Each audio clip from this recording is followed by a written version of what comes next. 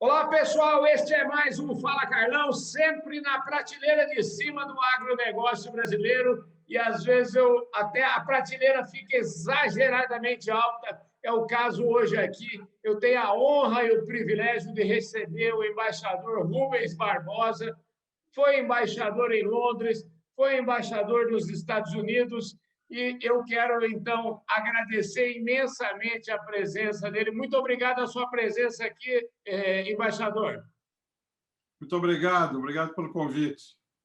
Embaixador, mas deixa eu falar, a gente aqui no Fala Carlão, eu sempre gosto de começar minhas entrevistas dizendo o seguinte: ninguém nasce embaixador, né? Todo mundo tem uma boa história para contar. E eu queria que o senhor resumisse um pouquinho como é que foi a história, como é que o senhor decidiu virar embaixador, como é que o senhor decidiu se dedicar a essa carreira tão bonita?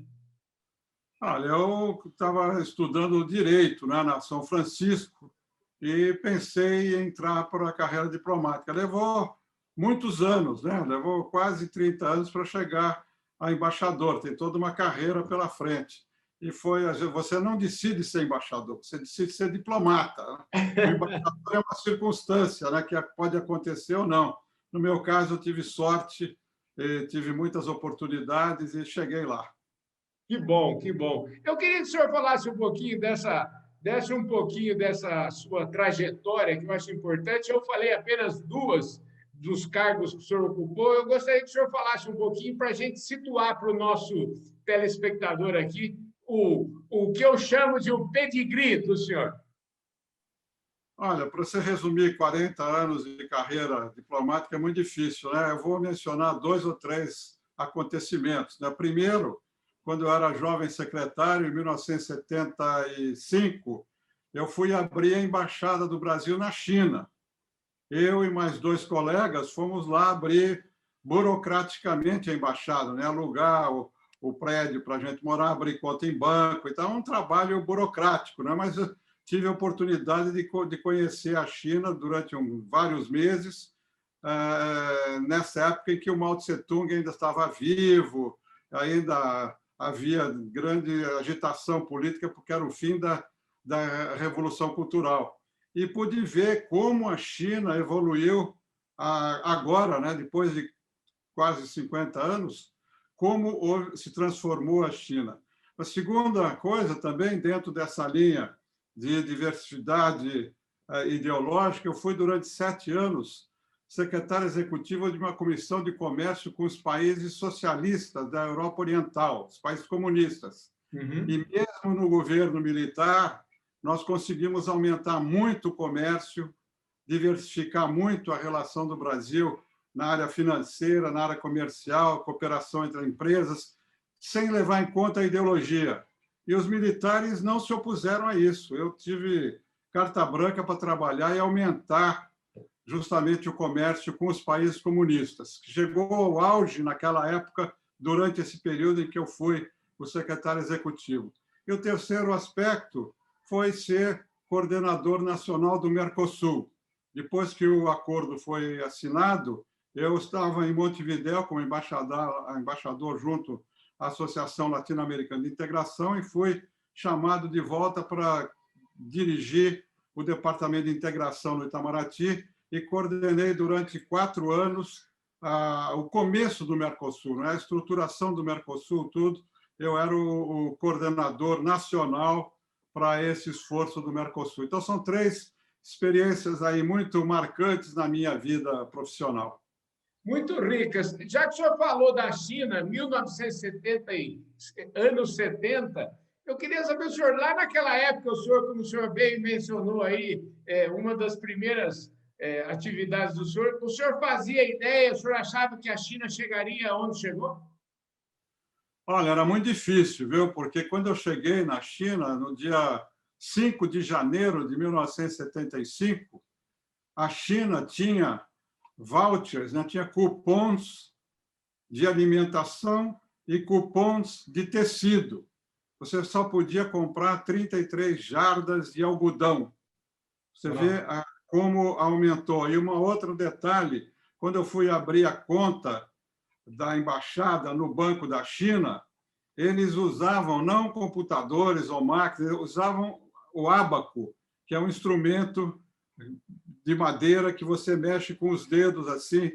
Era uma coisa muito primitiva. Ninguém podia imaginar que em 30, 40 anos a China saísse desse estágio e fosse hoje vista como uma superpotência, as duas únicas superpotências, a China ao lado dos Estados Unidos. Era muito difícil prever isso. Eu voltei depois, na década dos 90, quando eu era subsecretário do Itamaraty, e cheguei no aeroporto e tinha uma autoestrada que me levou rapidamente lá para o centro. Eu cheguei na embaixada e perguntei para o embaixador, a última vez que eu tive aqui não tinha essa estrada. Ele falou, não, essa estrada do aeroporto até a cidade foi construída nos últimos 6 meses, por, não sei, 10 mil operários e tal. E aí, na década de 90, já estava havendo essa coisa que o Deng Xiaoping, que eu conheci quando estive lá na China, numa recepção diplomática lá, o Deng Xiaoping, em 1988, fez esse começo dessa grande transformação da China numa potência. E eu depois voltei mais 2 vezes lá e pude acompanhar o rápido desenvolvimento da China para se tornar essa superpotência que é hoje. Rubens, para a gente já ficar nesse panorama aí do senhor, abusando aí da sua experiência de embaixador, eu queria saber o seguinte, de diplomata, como o senhor falou, a diplomacia, ela está mais para a política ou mais para o comércio? Eu acho que, durante toda a minha carreira, eu fiquei na área comercial, na área econômica. A diplomacia tem que ver as duas coisas, não pode ver só uma. E eu hoje acho mais ainda. Eu acho que hoje, por tudo que nós estamos vendo aqui no país, a diplomacia devia deixar o foco comercial para passar a ter como foco a política ambiental. Por quê? Porque hoje nós mudamos, é diferente do meu tempo. Hoje você tem o Ministério da Economia, que cuida do comércio exterior. Você tem a Apex, que cuida do Ministério do Exterior, que cuida do comércio exterior. E o Itamaraty, hoje, ficou meio sem missão. A missão do Itamaraty era o comércio, a promoção comercial. Entre outras coisas, na área política, na integração regional e tal, organismos multilaterais, mas a ênfase comercial era muito grande, porque estava ligada ao desenvolvimento econômico do país. Hoje, essa missão passou para o Ministério da Economia e o Itamaraty precisa encontrar um foco para a sua política externa. E eu defendo que esse foco hoje devia ser a política ambiental, porque a diplomacia ambiental foi a ênfase do governo brasileiro de 92, com a Rio 92, até agora, até o começo desse governo. Nós perdemos esse foco ambiental, de política ambiental, de protagonismo nas negociações comerciais, e eu acho que agora, para recuperar a imagem do Brasil, a credibilidade do Brasil, a política externa deveria ser centrada na política ambiental, na negociação de acordos de meio ambiente, de mudança de clima, e para restabelecer o protagonismo do Brasil na negociação internacional. O Brasil é, sem dúvida nenhuma, uma potência agroambiental. E aí eu acho que tem um problema, e eu acho que eu queria também ouvir a sua reflexão sobre isso, que é a história da comunicação, né? E eu sempre digo que comunicação não é o que a gente fala, mas é que os outros entendem. Então, nesse aspecto, o senhor, inclusive, criou um Instituto de Relações Internacionais e Comércio Exterior, está trabalhando muito nesta direção. Eu queria que o senhor falasse um pouquinho disso, refletisse um pouquinho sobre esta afirmação e sobre imagem, comunicação e trabalho de diplomacia. Olha, depois que o Brasil assinou esse acordo Mercosul-União Europeia, quer dizer, não foi assinado, mas foi completada a negociação durante o governo Bolsonaro. Levando em conta o capítulo sobre desenvolvimento sustentável que existe nesse acordo e a repercussão no exterior das políticas que estão sendo implementadas aqui nessa área, eu resolvi desenvolver o que eu estou chamando de diplomacia ambiental. O que é isso? O meu Instituto de Relações Internacionais e Comércio Exterior e um grupo de professores da USP, da Universidade de São Paulo, nós estamos fazendo um trabalho que eu chamei de diplomacia ambiental, que é o seguinte: nós estamos fazendo um levantamento de todos os compromissos do Brasil assumidos nesses acordos de meio ambiente que o Brasil assumiu, assinou, né, desde 1992 até agora, e que estão incluídos no acordo Mercosul-União Europeia. E, ao lado, nós estamos colocando os compromissos, o grau de cumprimento desses compromissos pelo Brasil. O Brasil está bem na fotografia. Muitos dos compromissos que nós assumimos, nós cumprimos. Agora, nesses últimos ano e meio, é que há essa grita toda no exterior, porque o Brasil é percebido, e você falou muito bem, não basta a narrativa brasileira. Você tem que entender que há uma percepção externa sobre o que você faz. E a percepção externa sobre o que o Brasil está fazendo é muito negativa nessa questão ambiental com foco na Amazônia. Por quê? Porque hoje o tema ambiental, a mudança de clima, ele não é uma política de um país, de uma região. Isso é uma política global. Se nós não entendermos isso, a gente não vai entender o que está acontecendo. A premissa é que isso é um tema global. E como é que você vai recuperar a credibilidade? Porque, de fato, o que houve nesses últimos anos e meio é que o Brasil perdeu a credibilidade por uma série de retóricas, pela narrativa nossa e por algumas políticas, mas outras a gente está cumprindo.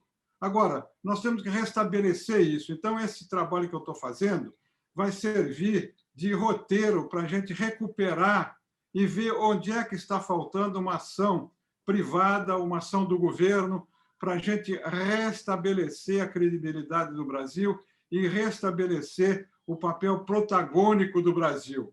Agora, evidentemente, isso é uma política de governo. O governo começou a fazer alguma coisa com a criação do Conselho da Amazônia, com o vice-presidente. Agora, precisa haver uma coordenação, precisa haver a sensibilidade de que o que está acontecendo aqui vai ter repercussão contra o Brasil, tanto na restrição de produtos agrícolas, de boicotes, de perda de financiamento por causa de questões ambientais, e nós temos que atentar para o fato de que, com a mudança no governo americano, com o Biden, essa visão externa crítica da política brasileira vai aumentar, porque não vai ser só a Europa, vai ser também os Estados Unidos. E aí nós vamos ter um problema muito sério se o Brasil, por um interesse, não digo nem ideológico, o governo pode até nem acreditar no que está fazendo, mas por uma questão de interesse nacional, para evitar o prejuízo para o comércio exterior, para as empresas brasileiras, vai ter que ajustar essa política, combatendo, sobretudo, as coisas ilegais que estão acontecendo na Amazônia, porque nós não podemos perder de vista que o que está acontecendo na Amazônia, com a destruição da floresta, desmatamento, garimpo, isso são ilícitos. O governo tem a função de reprimir os ilícitos.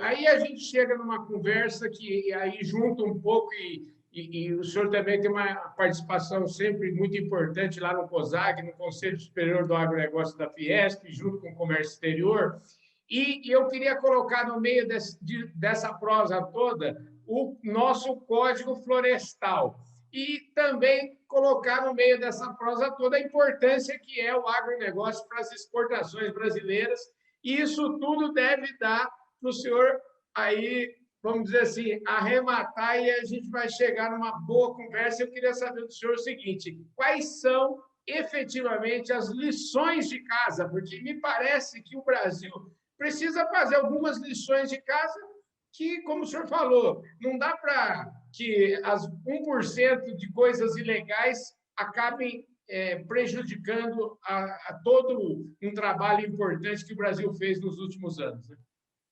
Olha, tem duas questões. Uma questão interna nossa, da gente cumprir a legislação. Como eu disse, nós estamos bem na fotografia.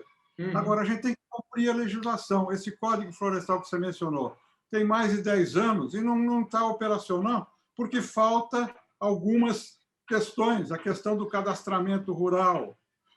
Como é que fica isso? A questão do zoneamento na Amazônia.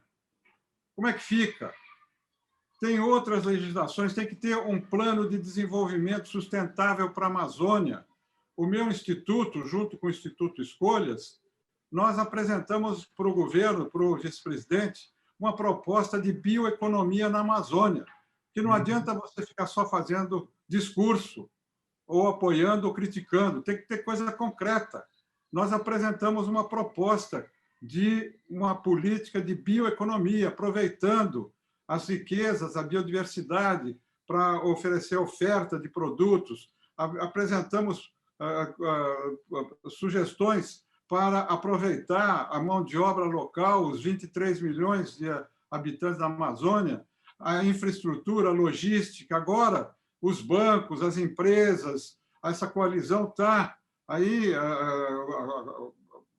tentando ajudar também com o financiamento, com o apoio, essas políticas. Então, a primeira coisa é a gente aprovar essas medidas que estão pendentes, essa questão do garimpo, como é que fica isso, a ilegalidade da exploração mineral, a questão do zoneamento, a questão do cadastro rural na área interna. E outras medidas, competências do IBAMA, do ICBio, enfim, tudo isso do que a gente tem que cumprir. E, de outro lado, tem medidas internacionais que o Brasil tem que cumprir. Todos os acordos que nós assinamos têm que ser cumpridos.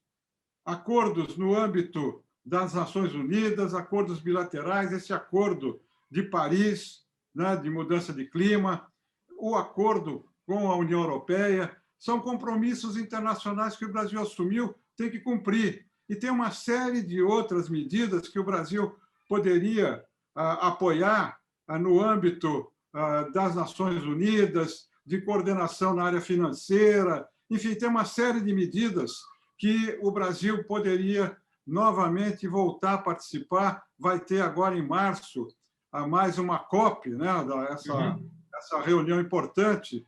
Vamos ver se o Brasil tem propostas concretas para participar da reunião. Então, são medidas internas e medidas externas. Por isso que eu digo que a diplomacia devia focar novamente a política ambiental e mudança de clima como um foco para você poder recuperar a percepção externa positiva sobre o nosso país. Maravilha. Embaixador, a gente já está... Na verdade, o nosso tempo já foi praticamente, a conversa está ótima, e eu queria abordar um tema um pouco mais, digamos assim, agora para a gente fechar. Eu sei que o senhor é o presidente também da Abitrigo, que é a Associação Brasileira desse alimento tão importante, e eu queria saber como é que anda isso, porque o Brasil é extremamente dependente de importação, a gente precisa mudar esse quadro. Eu queria saber quais são as ações que a Abitrigo tem feito nesse tema. Olha, a pandemia deixou muito exposta essa vulnerabilidade do Brasil. Quer dizer, imagine se os navios não podem atracar para desembarcar o trigo ou para recolher o trigo. O Brasil importa 60% do seu consumo aqui no Brasil para a produção de farinha, né? E para a produção de tudo que nós comemos, massa, pão, biscoito, tudo, bolo. Isso é o produto mais importante da alimentação brasileira. O que nós estamos fazendo? A Abitrigo, que eu presido, propôs ao governo brasileiro, ao governo Bolsonaro, uma política nacional do trigo, para que, a médio prazo, o Brasil possa ser autossuficiente no trigo. A Embrapa está trabalhando nisso, o Ministério da Agricultura está trabalhando nisso, e nós estamos examinando com a Embrapa e com o Ministério da Agricultura medidas para permitir uma descentralização da produção do trigo. O trigo é muito vulnerável aqui no Brasil, porque está basicamente em duas regiões, o Paraná e o Rio Grande do Sul. E esse ano, por exemplo, da seca, por causa da chuva, o Rio Grande do Sul está perdendo 30% da colheita, e nós vamos ter que importar mais. Aí tem problema na Argentina, que também tem uma safra menor. Então, a Embrapa está propondo que haja uma descentralização da produção do trigo no norte do Cerrado, na Bahia, em outros, no Mato Grosso, em outras regiões. Nós estamos apoiando muito isso, porque quanto mais trigo houver importado, produzido aqui no Brasil, melhor para a segurança alimentar, para o fornecimento e abastecimento desse produto tão importante na mesa dos brasileiros. Maravilha. Olha, para fechar mesmo a nossa conversa, eu queria saber o seguinte: que Brasil que o senhor enxerga para 2021, para 2022? Que Brasil que o senhor enxerga nesse pós-pandemia? O que a gente aprendeu e o que a gente pode esperar desse país? Olha, eu acho que a gente, por causa da situação internacional, né, por causa da recessão global, por causa da diminuição do comércio exterior, por causa da dificuldade que nós estamos tendo aqui de aprovar reformas e tal, eu vejo uma situação difícil o ano que vem. Eu não sou daqueles que acham que o Brasil vai ter uma rápida recuperação, vai ser um ambiente muito complicado. O ano que vem é a véspera de um ano eleitoral. Então, nós vamos começar a ver, o ano que vem, a discussão sobre o futuro do Brasil. O que nós queremos para o Brasil a partir de 22. E aí, nós vamos ter que concentrar nossa atuação, nossa discussão, naquilo que interessa ao Brasil, num planejamento de médio e longo prazo na área agrícola, para modernizar ainda mais, a colocar inovação, tecnologia no campo, modernizar a indústria. Só 10% da indústria brasileira está em 4.0. Essa questão do 5G é muito importante, vai ser decidido ano que vem, vai afetar a sua vida, a minha vida, a vida das empresas, vai modernizar mais rapidamente. Nós temos que chegar à inteligência artificial, que vai revolucionar o mundo. Tem uma agenda nova, não vamos olhar para trás, vamos olhar para frente, com políticas muito audaciosas para colocar o Brasil no lugar que ele deve merecer e não onde nós estamos hoje. Nós deixamos de ser uma das 10 maiores economias do mundo. Segundo estudos aí da Fundação Getúlio Vargas, o Brasil, em termos de dólares, saiu dos 10 maiores, hoje é o 12º. Nós temos que recuperar essa posição e temos que ter objetivos, temos que ter metas que a gente possa cumprir, como estão fazendo os outros países. A União Europeia está com todo um programa de reconstrução, os Estados Unidos estão com um programa grande aí com o Biden de reconstrução também, e o Brasil tem que enfocar esse problema e ter um planejamento de médio prazo que possa ser implementado a partir de 2022 com o novo governo. Embaixador, eu queria imensamente agradecer sua presença aqui no nosso Fala Carlão, viu? Eu nem perguntei para o senhor o seguinte: que fotografia que o senhor faz do comércio brasileiro com a Ásia? O senhor fala muito da União Europeia, do acordo do Mercosul, mas o mapa do comércio mudou um pouquinho de rota, né, embaixador? Não, eu não mencionei porque eu não tive tempo aqui. A Ásia é nosso principal parceiro. A China, só a China leva 33% dos nossos produtos agrícolas. E se você olhar para outros setores, inclusive industriais, a Ásia pode oferecer alguns nichos de mercado. A Ásia agora, você viu essa semana, a Ásia fechou um acordo gigantesco de comércio. São 15 países, são todos os países da ASEAN, 10 países da ASEAN, mais o Japão, mais a China, mais a Austrália, mais a Nova Zelândia. Isso coloca um grande desafio para o Brasil e para o agronegócio brasileiro também, porque a Austrália, que é um competidor do Brasil na soja, no milho, no minério de ferro, ela está dentro desse acordo e está dentro também do outro acordo chamado TPP, do Trans-Pacific Partnership, em que os Estados Unidos saiu. Não está a China, mas está o Japão, está a Austrália, está a Nova Zelândia, está Tailândia, Vietnã, que são concorrentes do Brasil. Se o Brasil não atentar para a mudança que está acontecendo na Ásia e para esses acordos comerciais que estão se desenvolvendo na Ásia, o setor do agro vai ficar afetado, porque a Austrália, a Nova Zelândia, o Vietnã são produtores agrícolas também e que vão fazer concorrência ao Brasil nos grandes mercados do Japão, da China, da Índia. Então, é um sinal de alerta que nós temos que ter para com o agronegócio por causa desses dois acordos que estão em vigor já na Ásia, englobando 15 países, o RCEP, e 11 países, o TPP. É uma questão muito delicada, muito importante, que eu acho que a gente não se deu conta ainda, não caiu a ficha aqui ainda sobre a ameaça para o agro brasileiro desses dois acordos.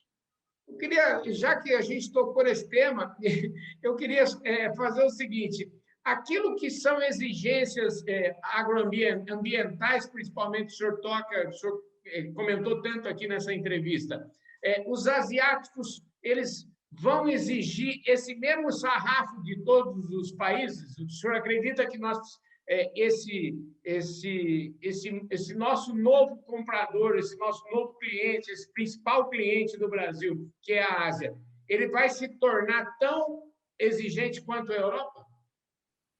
Eu acho que a médio prazo, sim. A China já está mudando de posição, né? Ela esperou a saída dos Estados Unidos, que se retiraram, né, do mundo e da discussão ambiental, e a China está assumindo compromissos ambientais. Está muito ativa agora, até na reunião dos BRICS, que nós tivemos aqui recentemente, nós vimos que a China mencionou essa questão. Eu acho que é uma questão de tempo em que esses países vão começar a colocar restrições também, inclusive por questão de competição, como eu falei. A Austrália vai favorecer muito essas restrições porque vai dificultar o acesso de produtos brasileiros competindo com ela nesse mercado asiático. Então, eu acho que, por isso que eu disse que a gente vai ter que fazer esses ajustes, não por pressão externa, mas por interesse próprio. Por causa do interesse nacional que nós vamos ter que nos ajustar para não perdermos e não sermos prejudicados pelas políticas que já estão em vigência na Europa, que vão entrar em vigência nos Estados Unidos e que poderão entrar a médio prazo em vigência também na Europa, afetando as exportações brasileiras de produtos agrícolas.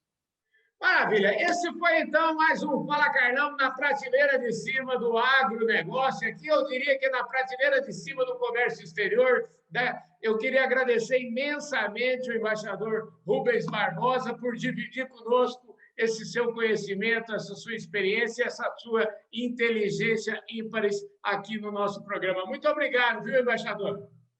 Muito obrigado. Obrigado pelo interesse de vocês.